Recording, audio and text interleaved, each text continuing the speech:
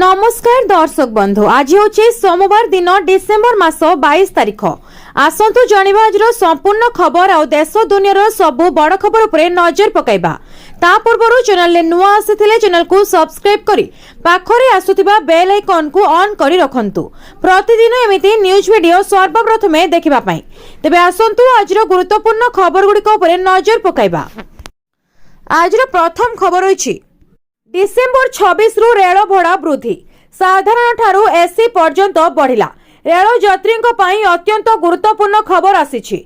यात्री यात्रा महंगा हेबाकु जाउछि। डिसेम्बर 26 तारिख रु भड़ा वृद्धि कार्यकारी हेबो। एही वृद्धि मुख्यतः दूरगामी यात्रा को प्रभावित करिवो। जेतेबेले कम दूरता यात्रा करुथिबा यात्री मानकु किछि आश्वस्ति दिया जाइछि। रेलबाई अनुसार 215 किलोमीटर पर्यंत साधारण श्रेणी यात्रा पई भड़ा वृद्धि करा जाई नाही, किंतु एहाठारु अधिक दूरता पई साधारण श्रेणी रे प्रति किलोमीटर पई अतिरिक्त 1 पैसा आदाय करा जिवो। मेल एवं एक्सप्रेस ट्रेन ले यात्रा करुथिबा यात्री मानक पई नॉन एसी एवं एसी उभय श्रेणी रे प्रति किलोमीटर रे 2 पैसा भड़ा वृद्धि करा जाइछि। एହାର अर्थ होछि 500 किलोमीटर नॉन एसी यात्रा करुथिबा यात्री को पूर्व अपेक्षा प्राय 10 टंका अधिक देबाकू पड़िबो। केउ वर्ग रे भड़ा केते वृद्धि?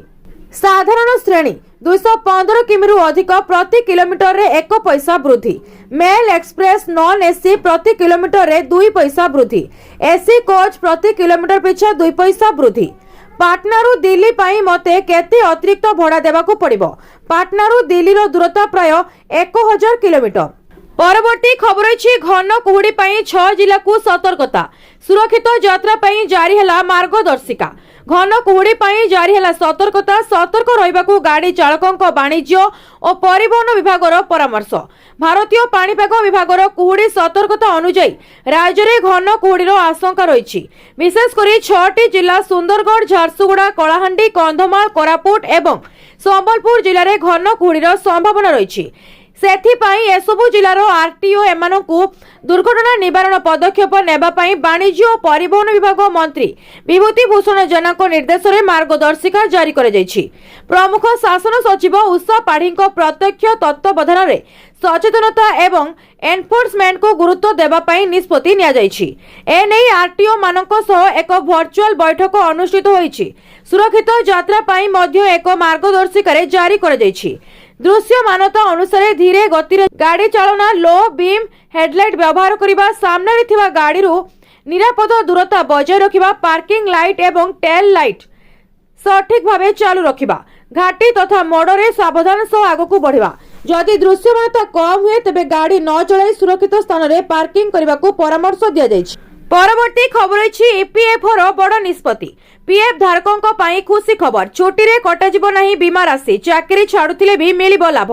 कर्मचारी भविष्य निधि पांठी संगठन कर्मचारी जमा लिंक्ड बीमा योजनार नियम को सरल करने को निष्पत्ति नेछि। यह सीधा सड़क सही कर्मचारी परिवार को लाभ देव जो मानकर मृत्यु दाबी पूर्व चाकरी परिवर्तन करने समय एक छोट विरति नेबा जोगु प्रत्याख्यान करा जायतिला।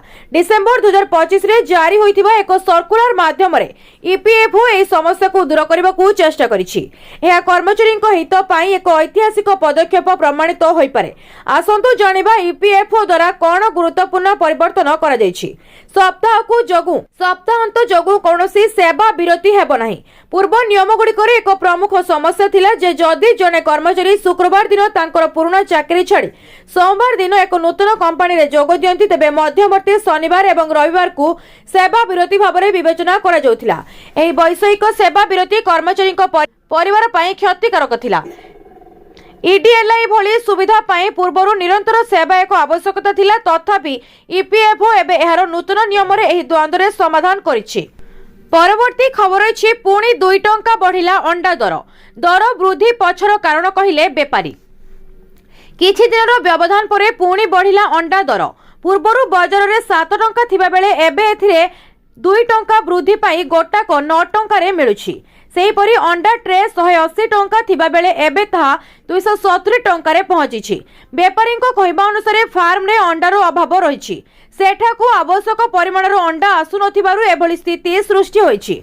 तथापि आसंता मास बेलकू दर खसी आसिबो बोली अनुमान करा जायछि।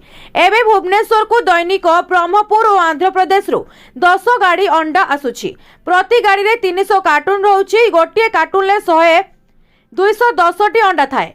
से दृष्टि मोट 6,30,000 अंडा भुवनेश्वर को आसे। सेथिरु विभिन्न बजार हाट होटेल विभिन्न फूड स्टॉल दुकान को जाए। तेणु अंडार चाहिदा बढ़िबारे लागिछि। जेतिकी अंडा आसिबा कथा सेतिकी आसुनी। अन्यपटे राज्य में अंडार अभाव पई शीतल भंडार अभाव बोली व्यापारी माने कहिसंती। पर्याप्त शीतल भंडार नथिबारु अंडा नष्ट होई जाउछि। सरकार शीतल भंडार निर्माण कले अधिकरु अधिक अंडा आसी पारंता बोली सेमाने कहिसंती। परवर्ती खबर अछि ओडिसा रे लागू हैला नुआ नियम। प्रदूषण प्रमाणपत्र देखेले मिलिबो तेल।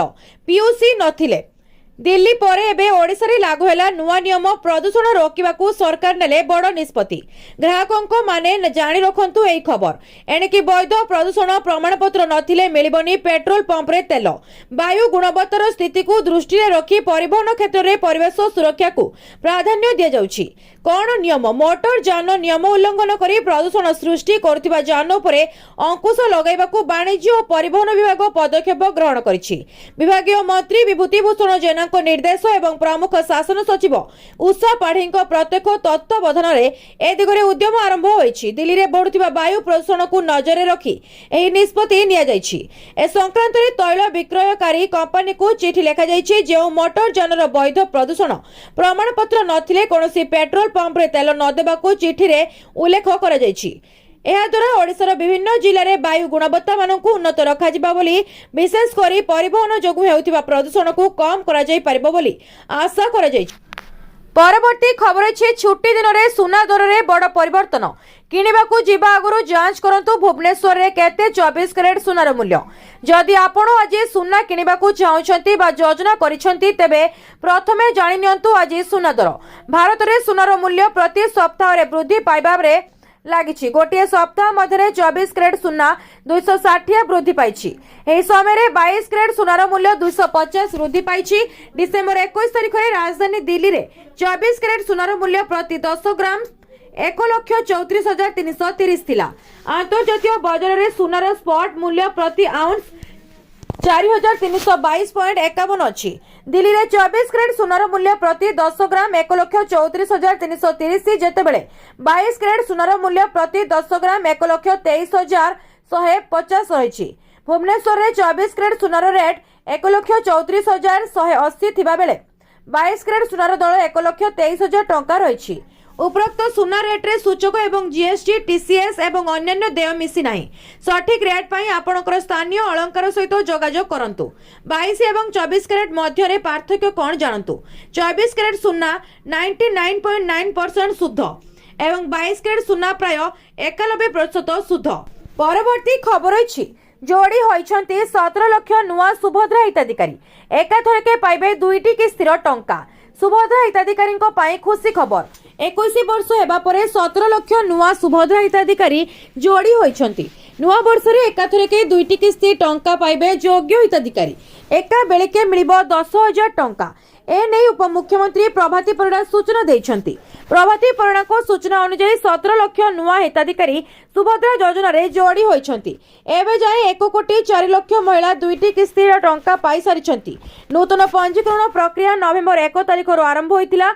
आदर्श आचरण विधि पालन दृष्टि नुआपड़ा व्यतीत अन्य समस्त जिले में नुआ हिताधिकारी पोर्टाल पंजीकरण नवेम्बर 30 तारिख पर्यंत जारी रही। सूचना अनुसार नूतन योग्य महिला माने जो मानकर बयस 1 एप्रिल 2025 सुधा 21 वर्ष किंबा तदूर्ध होइथिबो एवं एही योजना अंतर्गत समस्त योग्यता मानदंड पूर्ण करिथिबे सेमाने सुभद्रा सहायता राशि लागि आवेदन करि परिबे। परवर्ती खबर अछि 8th पे कमिशन जनवरी रु बढ़ी जिवो कि दरमा पेंशन। अष्टम वेतन कमिशन को नहीं आसिला 10 बड़ अपडेट। अष्टम वेतन कमिशन वर्तमान केंद्रीय कर्मचारी एवं पेंशन भोगी मध्य सबुठारु चर्चित विषय। कारण स्पष्ट जे एबे समस्तंकर केवल गोटे प्रश्न अछि दरमा केबे वृद्धि हेबो एवं नूतन पेंशन केबे मिलिबो। एही प्रसंग को नै सोशल मीडिया रे विभिन्न दाबी घुरु बुलुछि। केतेक कहउछन्ति जे वर्धित दरमा जनवरी रे लागू हेबो तो किए कहउछि महंगा भत्ता बंद होई जिवो। तेणु आमे आपनक सहित अष्टम वेतन कमिशन सहित जड़ित एपर्यंत 10टी गुरुत्वपूर्ण अपडेट शेयर करबाकू जाउछु जहाँ प्रत्येक कर्मचारी एवं पेंशन भोगी उपयोगी जे कोनोसी द्वंद्व को दूर करबा। एक सरकार अष्टम वेतन कमिशन को अनुमोदन करिसेंती किंतु कमिशन को रिपोर्ट दाखल करने को प्राय 18 मास समय लागिबो। एहार अर्थ हेउची जनवरी 2026 रे दरमा वृद्धि तुरंत मिलिबो नाही। एहार अर्थ हेउची रिपोर्ट दाखल हेबा परे ही दरमा वृद्धि कार्यकारी हेबो। 2 रे रिपोर्ट अनुसार दरमा संशोधन 1 जनवरी 2026 रो कार्यकारी हेबो बोली विवेचना करा जाउची किंतु तुरंत अकाउंट रे टंका जमा हेबो नाही।